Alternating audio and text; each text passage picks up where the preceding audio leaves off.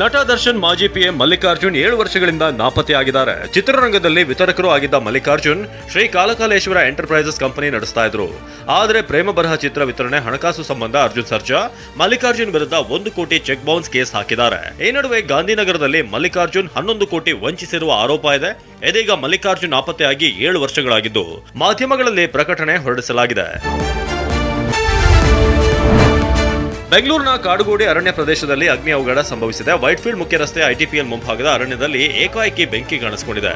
ಸುಮಾರು 700 ಎಕರೆ ವ್ಯಾಪ್ತಿಯಲ್ಲಿರುವ ಅರಣ್ಯ ಪ್ರದೇಶಕ್ಕೆ ಬೆಂಕಿ ತಗುಲಿದ್ದು ದಟ್ಟ ಹೊಗೆ ಆವರಿಸಿತ್ತು. ಅಗ್ನಿಶಾಮಕ ಸಿಬ್ಬಂದಿಯಿಂದ ಬೆಂಕಿ ನಂದಿಸುವ ಕಾರ್ಯ ನಡೆದಿದೆ.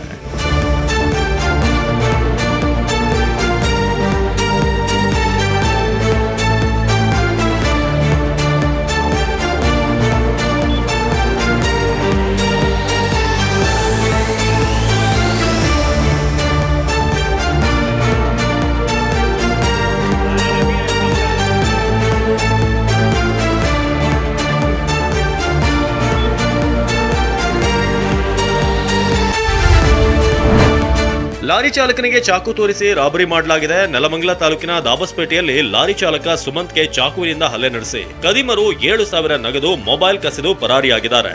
3 ಬೈಕ್ನಲ್ಲಿ ಬಂದಿದ್ದ 6 ಜನರಿಂದ ಕೃತ್ಯ ನಡೆದಿದ್ದು ದಾಬಸ್ಪೇಟೆ ಪೊಲೀಸ್ ಠಾಣೆಯಲ್ಲಿ ಪ್ರಕರಣ ದಾಖಲಾಗಿದೆ.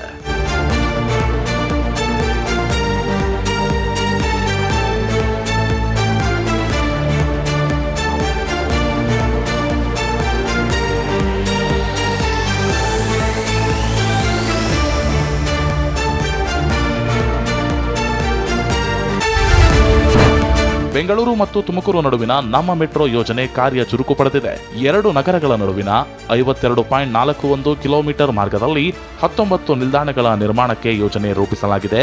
ಈ ಸಂಬಂಧ ಬಿಎಂಆರ್ಸಿಎಲ್ಗೆ ಹಲವು ಗುತ್ತಿಗೆದಾರ ಕಂಪನಿಗಳಿಂದ ಕಾರ್ಯಸಾಧ್ಯತಾ ವರದಿ ಸಲ್ಲಿಕೆಯಾಗಿದೆ. ಖರ್ಚು ವೆಚ್ಚಗಳು ಇವೆಲ್ಲ ಆಗುತ್ತಾ ಬರುತ್ತಾ, ಜನರು ಓಡಾಡ್ತಾರೆ, ಇವೆಲ್ಲ ಮಾಡಬೇಕಾಗುತ್ತೆ. ಫೀಸಿಬಿಲಿಟಿ ಸ್ಟಡಿ ಅಂದರೆ ಅದೇ ಮಾಡೋದು. ಸೊ ಹಾಗಾಗಿ ಅದು ಮಾಡಿದ ಮೇಲೇ ನಾವು ಕರೆಕ್ಟಾಗಿ ಇದ್ರ ಬಗ್ಗೆ ನಾವು ಒಂದು ವಿಚಾರವಾಗಿ ಏನು ಅಂತ ಹೇಳ್ಬೋದು. ಫೀಸಿಬಿಲಿಟಿ ಸ್ಟಡಿ ಬಂದ ಮೇಲೆ ಅದು ಏನು ಬರುತ್ತೆ ಅನ್ನೋದು ನೋಡ್ಬಿಟ್ಟು ಆಮೇಲೆ ನಾವೇನು ಡಿಸೈಡ್ ಮಾಡ್ಬಿಟ್ಟು ಮಾಡ್ಬೋದು.